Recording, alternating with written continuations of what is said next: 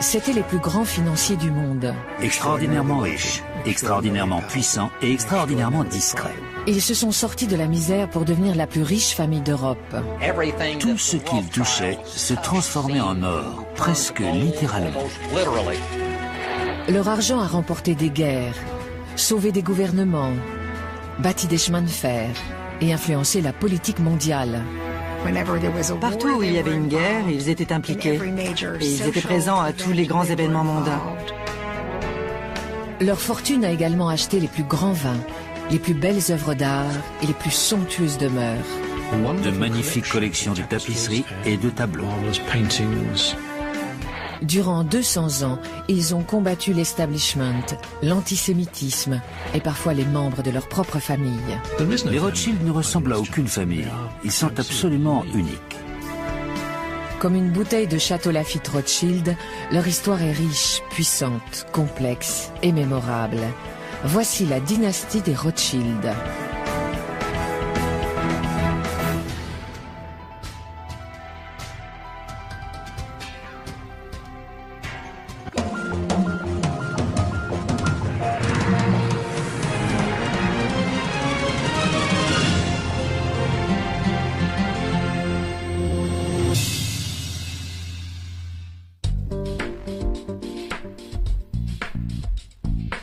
Printemps 1995. Un jeune homme de 25 ans fait une pause cigarette devant une compagnie financière. Il échange quelques mots avec un autre fumeur, Timothy Baraket, qui lui parle de son intention de lancer une société d'investissement. Quand le jeune homme lui propose ses services, Baraket hésite. Puis l'inconnu lui dit son nom. Il est Nat Rothschild, la 7e génération de la célèbre famille de banquiers. Bien qu'il soit jeune et relativement inexpérimenté, Nat est embauché. Nat Rothschild est entré dans le métier notamment pour être ce qu'on appelle un faiseur de pluie, quelqu'un qui peut développer une activité et lever des fonds. Bientôt, Nat ne se contente plus de réunir de l'argent, il l'investit et montre un grand talent pour la prise de risque et les investissements à fort rendement. Il s'est imposé comme un investisseur avisé dans le monde entier. Il mettait de l'argent dans les secteurs les plus risqués des pays émergents. Il a par exemple fait de gros investissements en Russie. La décision d'embaucher le jeune Rothschild sur son nom s'est donc révélée judicieuse. Icus Capital, le hedge fund créé par Baraket, est devenu une entreprise valant 14 milliards de dollars avec un taux de croissance annuel de 30%. Une nouvelle génération de Rothschild fait donc preuve de cet instinct légendaire en matière de finance. Je pense qu'il possède l'audace et la perspicacité typiques de sa famille. On dit maintenant qu'il pourrait devenir à terme le plus riche de tous les Rothschild, revitaliser et agrandir encore la fortune familiale. Si tel est le cas, ce sera un nouveau chapitre remarquable dans la saga d'une famille qui fascine depuis plus de 2 siècles. L'histoire des Rothschild commence au XVIIIe siècle dans le ghetto juif sordide et surpeuplé de Francfort. Mayer Amschel Rothschild, son épouse Göttel Schnapper et leurs 10 enfants, 5 garçons et 5 filles, mènent la vie très pieuse de juifs orthodoxes. C'était une existence sans grande liberté. Les portes du ghetto étaient fermées la nuit, le dimanche et pour toutes les fêtes chrétiennes. Les Juifs n'ont pas le droit de posséder des biens immobiliers, portent des insignes jaunes sur leurs vêtements et payent de lourds impôts. Comme la plupart des métiers leur sont interdits, ils ont du mal à gagner leur vie. Mais il est un secteur qui leur est ouvert, la banque, car leurs voisins chrétiens n'ont pas le droit d'accorder des prêts à usure. Bien qu'ils n'aient pas le droit de tenir boutique hors du ghetto, les Juifs pouvaient faire certaines choses, notamment le change et le prêt d'argent, ce qui n'était pas autorisé à leurs concurrents non juifs. Le change d'argent est une activité importante dans l'Allemagne du XVIIIe siècle, car le pays compte des centaines de municipalités qui ont chacune leur propre monnaie. Or, Mayer Amschel est particulièrement doué pour les affaires.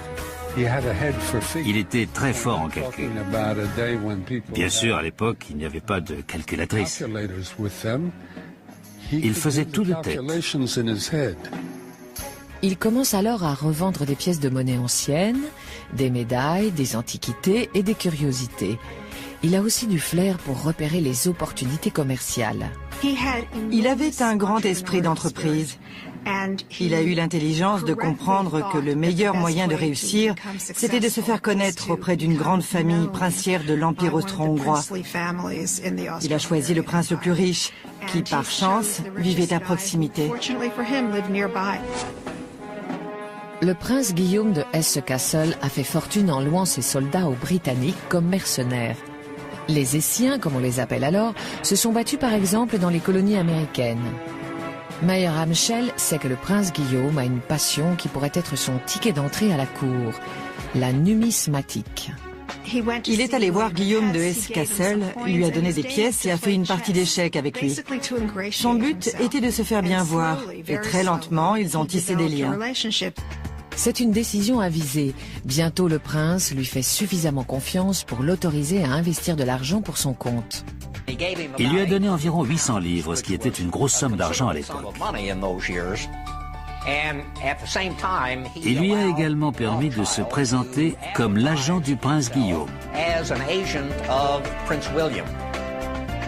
Comme ses affaires sont florissantes, il est rejoint par ses 5 fils, Amschel, Salomon, Nathan, James et Karl, qui se chargeront des relations avec les clients. Les 5 filles travaillent aussi, mais à la maison. Les filles faisaient les travaux d'écriture. Elles tenaient les livres de compte. Leur père insiste sur un point. En affaires, ils doivent respecter sa philosophie. D'abord, toujours payer vos factures à temps. Ne jamais avoir de retard. Ne jamais contracter de dette. Ensuite, être scrupuleusement honnête dans toutes vos transactions. Honnête et franc. Pour qu'il n'y ait jamais aucune suspicion de tromperie associée au nom des Rothschild. Cette approche porte ses fruits. En 1796, Mayer Amschel est l'un des 10 juifs les plus riches de Francfort. Mais le ghetto est trop étouffant pour Nathan, son 3e fils. Nathan était de loin celui qui aimait le plus prendre des risques et le plus audacieux. Il voulait affronter le monde. Il était impatient de quitter Francfort pour ouvrir l'entreprise sur le monde. Cet ambitieux jeune homme trapu, aux cheveux roux, pressent que l'économie anglaise en plein essor pourra lui donner sa chance. C'était quelqu'un qui avait un but et la ténacité nécessaire pour l'atteindre. Malgré son manque de maîtrise de l'anglais, Nathan s'installe à Manchester, le cœur de l'industrie du textile, et commence à exporter du tissu à destination de son père à Francfort et du reste de l'Europe. Il était extrêmement malin et déterminé. Il n'avait aucun loisir. Son seul hobby, c'était son travail. Il y passait toutes ses journées. Il était très ambitieux. En 1806, il consolide sa nouvelle identité anglaise en épousant Anna Baren Cohen, la fille d'un riche financier juif. Il s'installe à Londres et, avec le soutien de son beau-père, ouvre son propre établissement financier, N.M. Rothschild et Fils. Il n'a pas fallu longtemps pour qu'il acquiert une place de leader auprès de ses frères. Il était tous les matins à la Bourse de Londres, où il avait même sa place de prédilection à côté d'une colonne. Mais bientôt, le destin de Nathan bascule. Les actions d'un ambitieux général français vont propulser la famille Rothschild vers des sommets en termes de puissance et de richesse.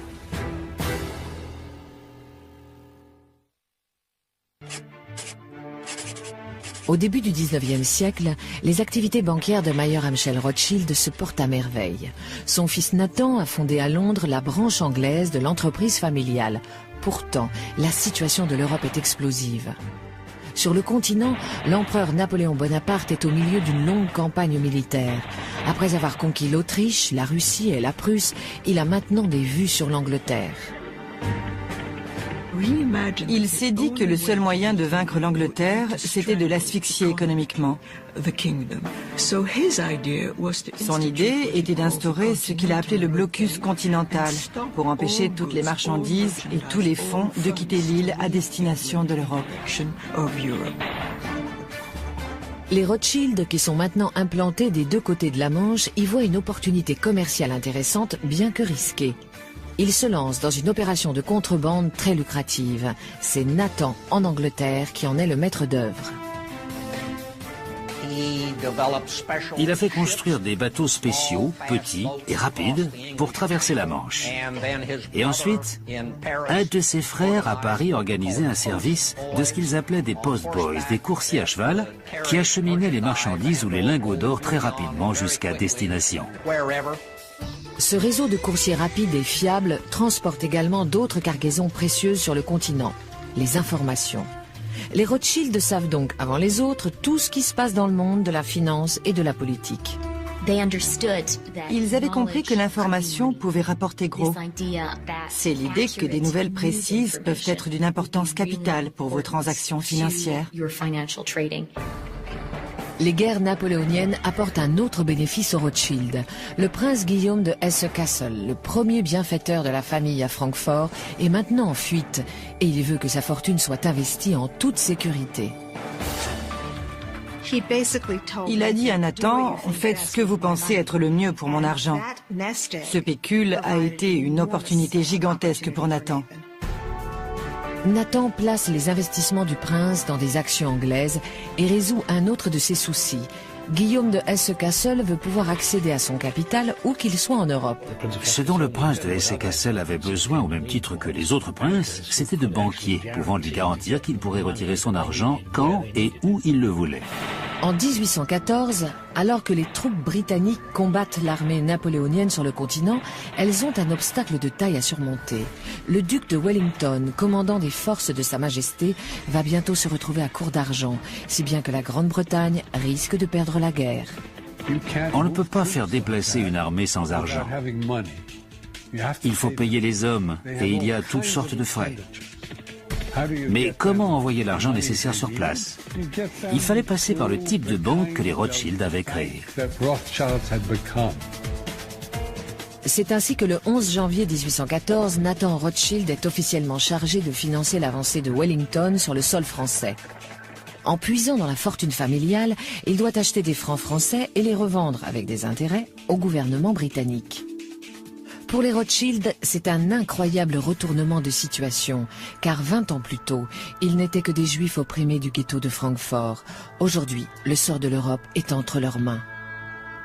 Comme une marque de fabrique, les Rothschild vont compter uniquement sur les membres de leur famille pour cette opération risquée. Le jeune frère de Nathan, James, est ainsi dépêché en France. James n'était qu'un adolescent quand son père l'a envoyé en France pour réceptionner l'argent qui arrivait par bateau. Il devait le faire passer jusqu'en Espagne où se battaient les soldats de Wellington. Bientôt, l'argent parvient régulièrement jusqu'aux troupes britanniques, ce qui les aide à reprendre la main. Le 18 juin 1815, elles imposent une cuisante défaite à Napoléon lors de la célèbre bataille de Waterloo. Juste après la victoire, un épisode va prouver les qualités du système de coursier des Rothschild. Dès que la bataille s'est terminée et que la victoire a été déclarée, Wellington a envoyé un messager officiel de l'autre côté de la Manche pour informer le gouvernement à Londres. Il est arrivé 24 heures après le coursier des Rothschild qui apportait la même information. La réussite éclatante des Rothschild durant les guerres napoléoniennes assure leur réputation et leur fortune. Elle marque aussi la naissance d'un nouveau concept dans la finance, car auparavant les gouvernements n'avaient que peu d'options pour réunir des capitaux. Vous pouviez soit augmenter les impôts, soit dévaluer votre monnaie, et aucune de ces solutions n'est très séduisante. Les Rothschild viennent d'inventer une troisième méthode. Un gouvernement peut contracter un emprunt auprès d'un organisme privé, comme une banque ou un particulier, en échange d'un titre promettant au prêteur de le rembourser avec des intérêts. Ce fut un moment très important dans la formation des marchés modernes des capitaux. Pourtant, même cette contribution très importante ne suffit pas à faire accepter les Rothschild par les milieux bancaires européens. Quand les financiers sont invités à accorder des prêts très lucratifs pour que la France puisse se reconstruire après la guerre, ils ne sont pas sollicités. À la fin des guerres napoléoniennes, c'est la plus riche famille d'Europe. Et pourtant, à la signature des traités de paix, les Rothschild sont tenus à l'écart. On ne leur donne pas la place d'honneur. Ils sont toujours des nouveaux venus. L'envie et le ressentiment envers les Rothschild et leur fortune s'expriment dans la presse populaire de manière encore plus directe. De nombreux dessins et caricatures ont été publiés. L'un d'eux montre par exemple Nathan Rothschild debout sur des pièces d'or. C'est le genre d'image que le public avait. Les insultes et le mépris ne font que renforcer la détermination des Rothschild. Malgré leur puissance croissante, ils doivent sans cesse faire face à l'antisémitisme.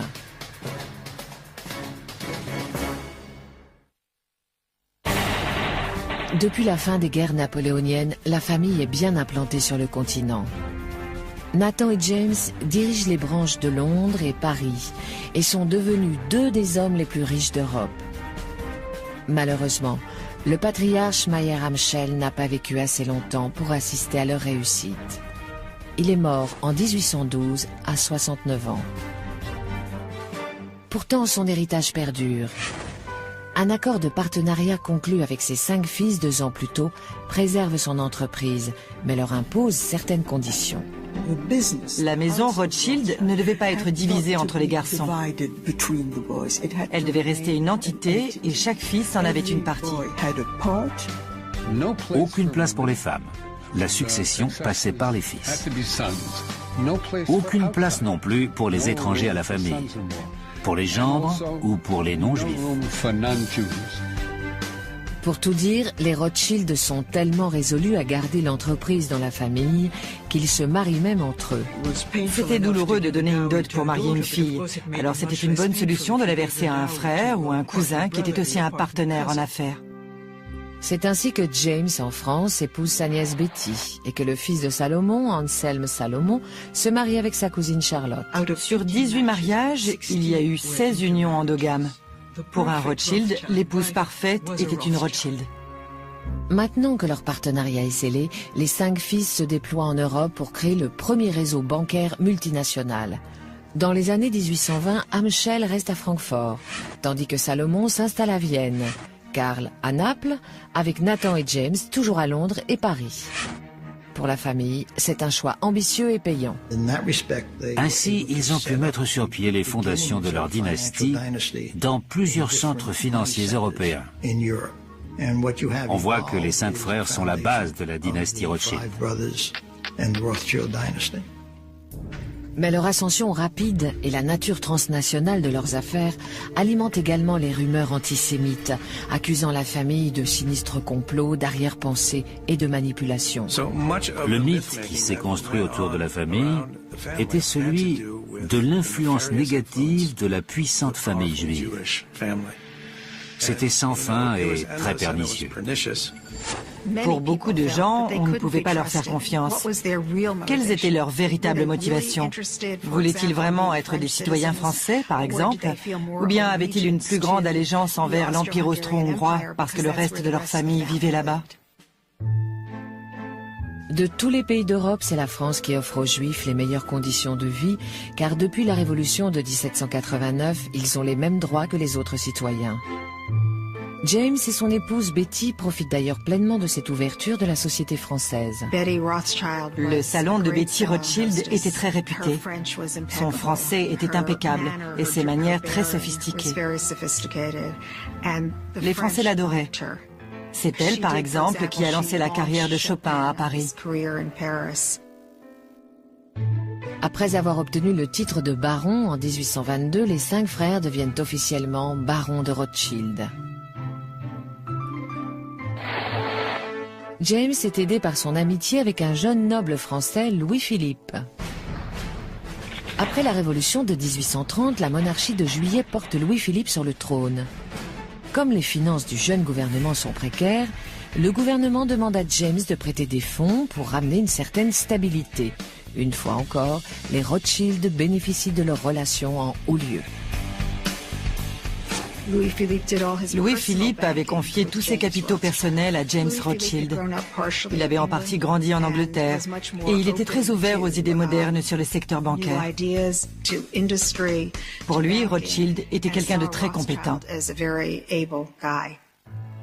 Mais s'il est bien considéré par les autorités, James joue aussi un rôle influent dans la communauté juive en donnant anonymement de grosses sommes pour soutenir des écoles, des hôpitaux et des synagogues.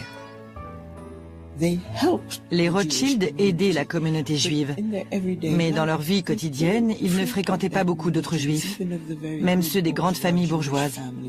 Ils étaient plutôt tournés vers l'aristocratie. James était en quelque sorte le roi des Juifs de France, mais c'était un souverain très distant.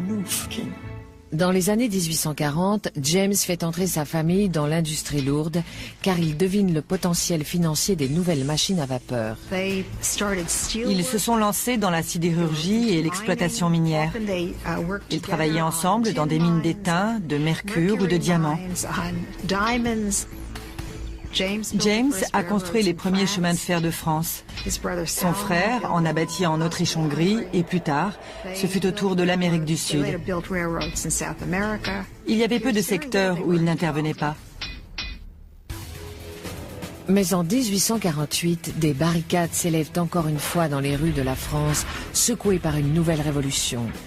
Louis-Philippe dépose les armes et James risque de perdre la protection des plus hautes instances. Mais quand le neveu de Napoléon, Louis-Napoléon Bonaparte, devient l'empereur Napoléon III en 1852, James l'assure de sa loyauté. À chaque fois qu'il y avait un revirement politique à la tête de l'État français, la seule chose qui ne bougeait pas, c'était la position prédominante du baron James. Peu importe qui était au pouvoir, Rothschild était là. En 1855, James fait construire le somptueux château de Ferrières, près de Paris. Quand il a appris que l'un de ses cousins anglais avait engagé le grand architecte Paxton pour se faire construire un manoir, il a appelé Paxton et il lui a dit « Construisez-moi une maison comme Mountmore », qui est le manoir de son cousin, mais en plus grand.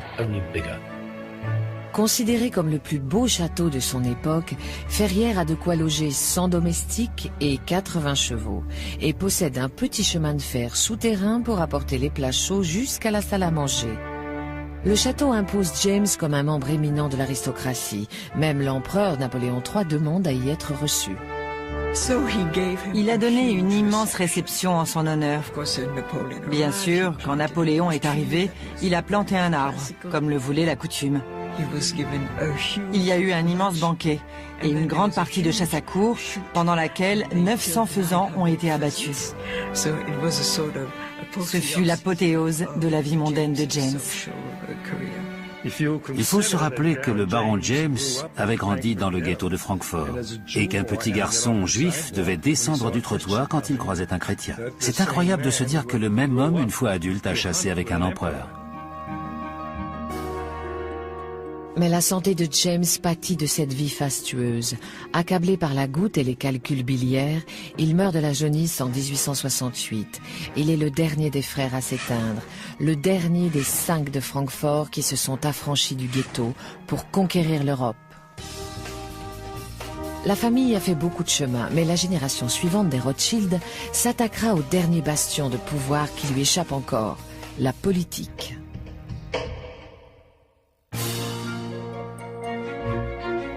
Au XIXe siècle, les frères Rothschild ont été les géants incontestés de la finance et des affaires. Pourtant, malgré leur fortune, ils sont toujours victimes d'injustices comme tous les juifs d'Europe. Même si la France leur a accordé la citoyenneté, d'autres pays restreignent toujours leurs droits. Même en Angleterre, il faut savoir que les Juifs avaient le droit de vote, mais pas celui de siéger au Parlement. Et leurs enfants n'avaient pas accès aux grandes écoles comme Eton, Rugby, Cambridge ou Oxford. Ainsi, en 1836, quand le fils de Nathan, Lionel, prend les rênes de la société à Londres, il y voit l'occasion de faire tomber des barrières. Les réformes sociales balayent la Grande-Bretagne, où le droit de vote est par exemple étendu à la classe ouvrière. Et un nombre croissant de gens pensent que les minorités britanniques, comme les catholiques ou les juifs, doivent obtenir l'égalité. Lionel s'intéressait au secteur bancaire, mais avait également des aspirations politiques. À ses yeux, son père avait posé les fondations nécessaires pour que la famille Rothschild fasse plus que des opérations bancaires, et il s'est présenté au Parlement. En 1847, Lionel de Rothschild est candidat dans le district de la City, le quartier des affaires, où il est connu et populaire. Il est largement élu, mais pour entrer en fonction, il y a une condition qu'il n'est pas en mesure de respecter. Lionel devait prêter le serment traditionnel de tous les députés en jurant sur sa foi chrétienne. Logiquement, il a dit « Je ne peux dire cela en toute bonne foi ». Du coup, il n'a pas pu entrer en fonction. Il se représente, est réélu et une nouvelle fois ne peut pas entrer au Parlement. À chaque fois, il a remporté le scrutin et le fonctionnaire présent n'a pas voulu reconnaître son élection. Donc bien que très privilégiés, les Rothschild étaient quand même en butte à de l'antisémitisme. Au bout de 10 ans, un arrangement a été trouvé et Lionel a pu siéger après une prestation de serment modifiée pour l'occasion. Dans son rôle de député, Lionel se comporte comme un véritable gentleman anglais. Il reçoit l'élite de la bonne société dans son château de Piccadilly et ses 3 fils, Natty, Alfred et Léopold, se font construire de magnifiques demeures à la campagne. Ils étaient si éminents dans la région qu'on la surnommait le Rothschildshire. Ils avaient fait construire des demeures fabuleuses comme Mantmore, Tring et Ascot. C'est le château d'un cousin, Ferdinand, qui a la plus belle de toutes les propriétés des Rothschild. Selon moi, le plus magnifique est le manoir de Whetstone. Le baron Ferdinand a réuni de splendides collections de toutes sortes de choses, des tapisseries, du mobilier français du XVIIIe siècle, des toiles de maître, etc. À Whetstone, il voulait tout ce qui se faisait de mieux. Ferdinand est le château le plus impressionnant. Mais c'est Lionel, grâce à ses contacts dans les milieux politiques, qui peut s'impliquer dans la marche du monde. En 1874, le gouvernement britannique commence à s'inquiéter pour son accès au canal de Suez, une route maritime essentielle vers les colonies de l'Empire. À l'époque, les propriétaires égyptiens du canal ont des difficultés financières. Quelqu'un allait devoir renflouer les Égyptiens pour éviter que le canal de Suez ne fasse faillite. Inquiet du risque d'une prise de contrôle par les Français, le Premier ministre britannique Benjamin Disraeli décide d'acheter une part importante du capital du canal. Mais cela coûtera 4 millions de livres. Disraeli est allé voir la reine pour lui dire que c'était la meilleure solution pour l'Angleterre, mais qu'il ne pouvait pas garantir qu'il aurait les 4 millions, parce que le Parlement n'était pas en session.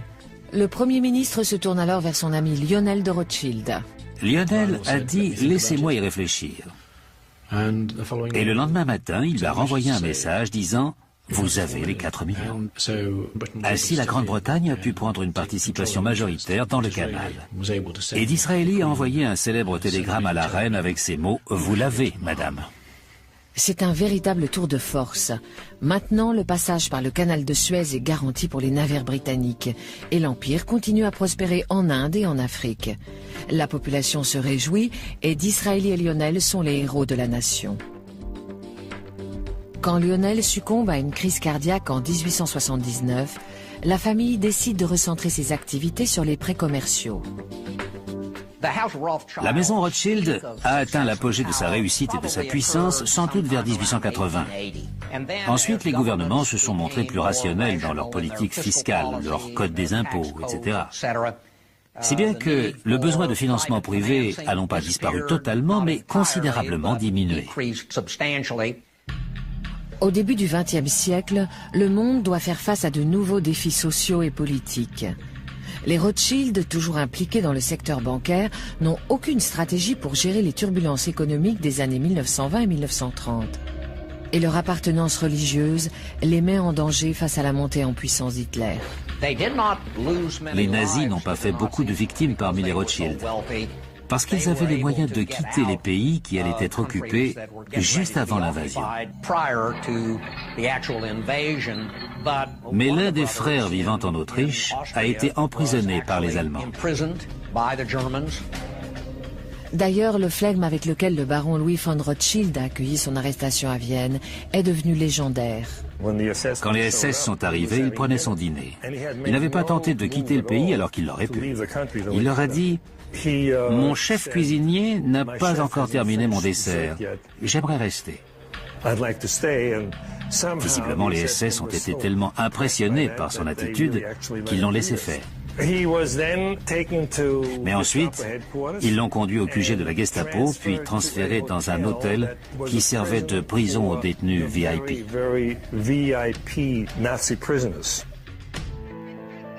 D'autres membres de la famille n'ont pas eu autant de chance. Bien qu'elle ne soit pas juive, Elisabeth, la femme de Philippe de Rothschild, est déportée dans un camp de concentration dont elle ne reviendra pas. Tandis que les Rothschild fuient les nazis, bon nombre de leurs biens abandonnés sur place sont tout simplement pillés. La Seconde Guerre mondiale a été un désastre. Bien sûr, tous leurs biens ont été confisqués par les Allemands, en France, en Autriche, en Hollande, en Belgique, sur tout le continent. Leurs magnifiques demeures et leurs collections d'œuvres d'art ont été pillées et tout a disparu. Après la guerre, les membres de la famille rentrent peu à peu chez eux. Beaucoup tentent de retrouver ce qui a été perdu. Les chevaux de course sont récupérés en Allemagne, de même que certaines œuvres d'art. La vie a repris son cours, mais bien sûr, l'extravagance d'avant n'est jamais revenue. Mais pour eux, tout a recommencé. Parallèlement, les Juifs d'Autriche avaient été totalement exterminés. Il n'y avait plus rien ni personne. Il semble bien que les Rothschild ne retrouveront jamais la place de choix qu'ils occupaient au XIXe siècle dans le monde de la banque. Mais pour autant, ils restent au premier plan, se tournant vers un autre secteur qu'ils vont révolutionner par leurs innovations et leur détermination.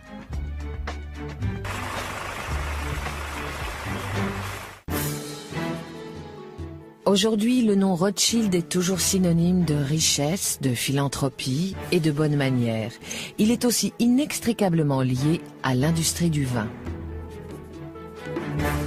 Les deux entreprises rivales gérées par la famille, Château Lafite et Mouton Rothschild, sont connues dans le monde entier. La marque Mouton Cadet est même l'un des Bordeaux les plus vendus. À l'origine, Nathaniel s'est intéressé à la viticulture comme à un investissement immobilier dès 1853, quand il est venu de Londres à Paris travailler pour son oncle James. Il a entendu parler de moutons qui étaient appelés Bran Mouton à l'époque. Et il l'a acheté pour une modique somme. Il avait senti que c'était un bon investissement. Rebaptisé Château Mouton Rothschild, il est déjà l'un des meilleurs vins de Bordeaux. 15 ans plus tard, en 1868, James, l'oncle de Nathaniel, achète le domaine viticole voisin, Château Lafite, lui aussi de grande qualité. Le fait qu'il achète un vignoble plus grand juste à côté de Mouton a bien sûr créé une rivalité entre les deux branches de la famille. Au fil du temps, elle a été mi-sérieuse, mi-amicale, mais il y a toujours eu une concurrence entre les deux propriétés des Rothschild. Château Lafite était l'un des plus grands crus français. C'était un vin que l'on servait aux invités de marque pour les grandes occasions. Voici la cave de fermentation. À l'époque de la récolte, en septembre-octobre, nous remplissons les cuves des grappes de raisin récoltées dans nos vignes. Mais au début, il y a une distinction cruciale entre les domaines Lafite et Mouton. En 1855, les vins français sont classifiés. Château Lafite fait partie des 4 vins qui obtiennent la prestigieuse appellation premier cru. En revanche, le Château Mouton Rothschild n'est que 2e cru. Nathaniel est furieux, mais c'est son arrière-petit-fils, le baron Philippe, qui défendra la cause de la reclassification. Philippe a repris Mouton Rothschild. Et il a décidé d'augmenter le chiffre d'affaires. À l'époque, Philippe n'a que 20 ans et il est surtout connu pour être un playboy et un pilote de Formule 1. Il était très exubérant. C'était un homme qui savait ce qu'il aimait et les Rothschild avaient l'habitude de toujours obtenir ce qu'ils voulaient. Il a fait les yeux doux à ma femme, qui était très belle, avec un peu trop d'assurance à mon goût. C'est un néophyte qui arrive dans le monde très fermé des vins de Bordeaux. Mais grâce au flair légendaire des Rothschild, il comprend vite que la qualité du vin est compromise par la sous-traitance de l'embouteillage. Jusqu'alors, le vin des châteaux du Bordelais était envoyé en fût jusqu'à Bordeaux pour être mis en bouteille par les marchands. Philippe a dit, il faut que ça change. Je veux un contrôle total de mon vin du pied de vigne au produit fini. Je vais le mettre en bouteille au château. Bientôt, tous les autres grands vignobles lui emboîtent le pas. Mais ce n'est pas sa seule idée novatrice. Philippe avait le sens du spectacle. Il a compris les avantages de la publicité, et à l'époque, c'est tout juste s'il y avait des étiquettes sur les bouteilles de Bordeaux. Lui, il s'est dit, allons plus loin et changeons l'étiquette tous les ans.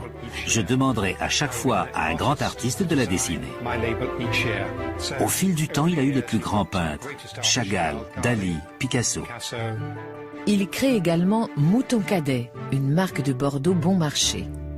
Philippe s'est dit qu'il y avait de l'argent à gagner en produisant un vin que les gens ordinaires pouvaient s'offrir. Et c'est comme ça qu'est né le Mouton Cadet. Mouton Cadet remporte un tel succès qu'il doit acheter d'autres vignes dans la région bordelaise pour répondre à la demande.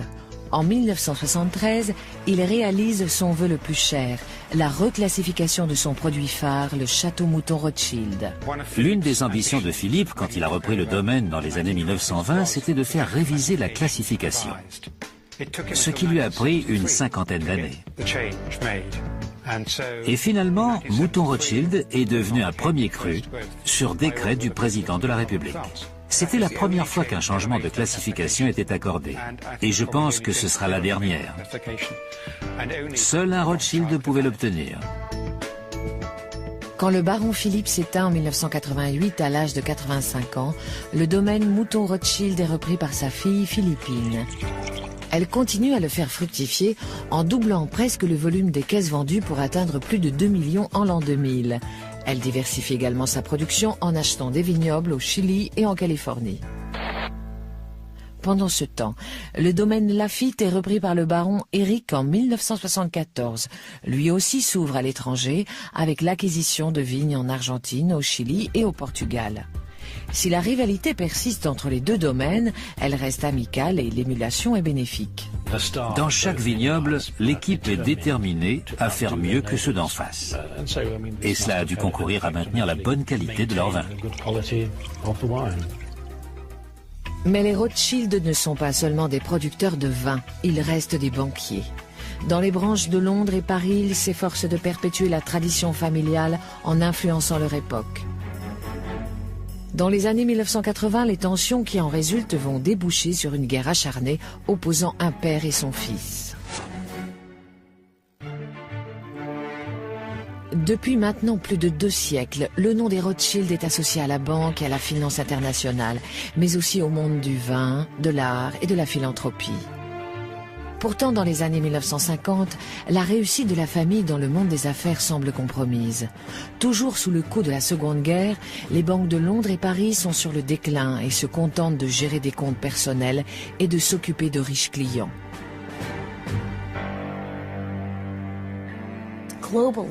L'économie mondiale s'était considérablement développée depuis le 19e siècle, et notamment hors d'Europe. Inévitablement, les opérations menées sur le continent européen avaient moins d'importance qu'avant. À la fin des années 1970, Jacob Rothschild, l'arrière-arrière-arrière-petit-fils de Nathan Mayer, entreprend de revivifier la branche anglaise. Impressionné par les résultats de banques d'affaires américaines comme Merrill Lynch et Goldman Sachs, il veut étendre ses activités en ouvrant la sacro-sainte entreprise familiale à des investisseurs étrangers. Jacob voulait que la maison Rothschild rejoigne le club des grandes banques d'affaires et qu'elle ait une structure plus ouverte sur l'extérieur pour pouvoir s'impliquer sur les marchés et créer des tables de change et vendre des titres, des valeurs, des créances, etc. Mais Evelyn, son cousin et rival pour la succession, défend une voie plus progressive et prudente. Il veut que la banque reste une entreprise réservée à l'élite. Il ne faut pas investir sur les marchés et prendre des risques en vendant de gros volumes de titres. On ne risque pas son argent sur ce type de transaction.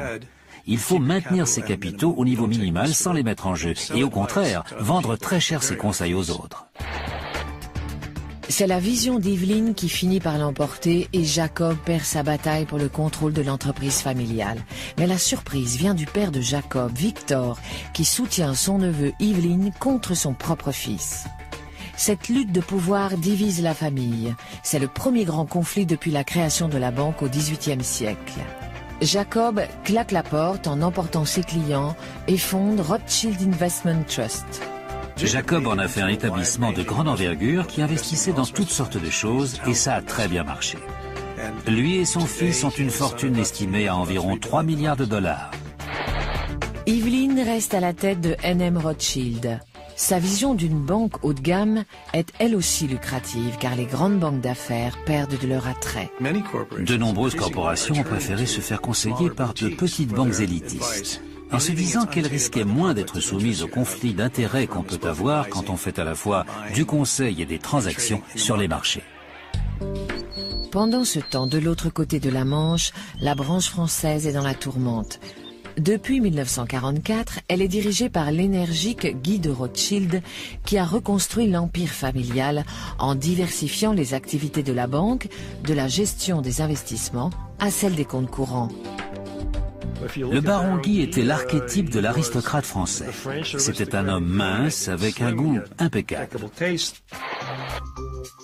Mais en 1981, le gouvernement socialiste de François Mitterrand prend une décision sans précédent. Il nationalise la banque. Bien qu'il reçoive une compensation financière, Guy est anéanti. Guy avait tout perdu pendant la guerre. Et ça a recommencé en 1981. Là, il a dit « Trop, c'est trop, je m'en vais ». C'est la destruction de mes 40 années de vie professionnelle et de ce que j'ai bâti avec mes associés durant toute cette période. Tout ça nous est arraché des mains. Il s'est dit qu'à cause de leur nom, de leur réputation et de leur argent, les Rothschild avaient été pointés du doigt. Guy s'installe provisoirement à New York mais finit par revenir en France après un changement dans la politique du pays. Il travaille alors avec son fils David à la réouverture de la banque. C'est une réussite remarquable, notamment de la part de David de Rothschild, car il a réussi à reconstruire la banque française en repartant de presque rien. Ils n'avaient même pas le droit d'utiliser leur nom, même s'ils avaient toujours leur réputation et leurs relations, ce qui les a forcément aidés. Dans les années 1990, il devient évident que les branches concurrentes de France et de Grande-Bretagne vont devoir unir leurs forces si elles veulent survivre dans le monde sans pitié de la finance. En 2003, pour la première fois depuis que Nathan et James ont collaboré pour vaincre Napoléon en 1815, les deux banques fusionnent. Evelyn abandonne son poste à la tête de la branche anglaise et David, son homologue français, prend en charge la direction du nouveau groupe. Aux yeux d'Evelyn de Rothschild, l'une de ses plus grandes réussites, c'est la réunion des branches françaises et britanniques de la famille. Au moins un membre de la nouvelle génération semble reprendre brillamment le flambeau familial. Nat Rothschild, associé dans RIT, le fonds d'investissement londonien créé par Jacob, son père, a remporté un immense succès au sein du hedge fund Atticus Capital. Il a notamment gagné gros en conseillant les nouveaux milliardaires russes. Cela démontre un grand esprit d'entreprise et une volonté de se jeter dans l'inconnu avec une audace qu'on n'attend pas d'une famille si vieille et si établie. Nat a également hérité du goût des Rothschild pour la grande vie. C'est un passionné de ski et de belles femmes comme l'actrice Nathalie Portman. Et il utilise son jet privé pour faire la navette entre ses différentes propriétés de Suisse, de Paris, Moscou, Londres ou New York. Pourtant, il préfère rester loin du feu des projecteurs. Clairement, Nat Rothschild a une attitude très ambivalente vis-à-vis de la notoriété et peut-être de son nom de famille. Bien sûr, d'un côté, les relations familiales l'ont beaucoup aidé. Mais je pense qu'être un Rothschild, c'est aussi un fardeau. Il faut se montrer à la hauteur de ce nom et on doit se demander comment, en tant qu'individu, on peut laisser sa trace personnelle dans l'histoire familiale. Que ce soit ou non un poids, c'est un héritage impressionnant et unique. Il est frappant de voir une famille de banquiers se perpétuer sur 6 ou 7 générations. Toutes les anciennes grandes banques commerciales, sans exception, ont fait faillite ou ont été rachetées et absorbées par les banques d'affaires. Ce qui me fascine le plus chez les Rothschild, ce n'est pas tant leur immense fortune ou leurs opérations financières, que leur intelligence et leur talent immense qui se manifeste génération après génération. Ce qui est le plus remarquable, c'est qu'au bout de 2 siècles, les Rothschild sont toujours influents sur la scène internationale et que leur expertise est toujours recherchée. Avec les marchés financiers extrêmement sophistiqués que nous avons aujourd'hui, avoir les conseils d'un Rothschild, c'est très rassurant. C'est la valeur d'une marque familiale.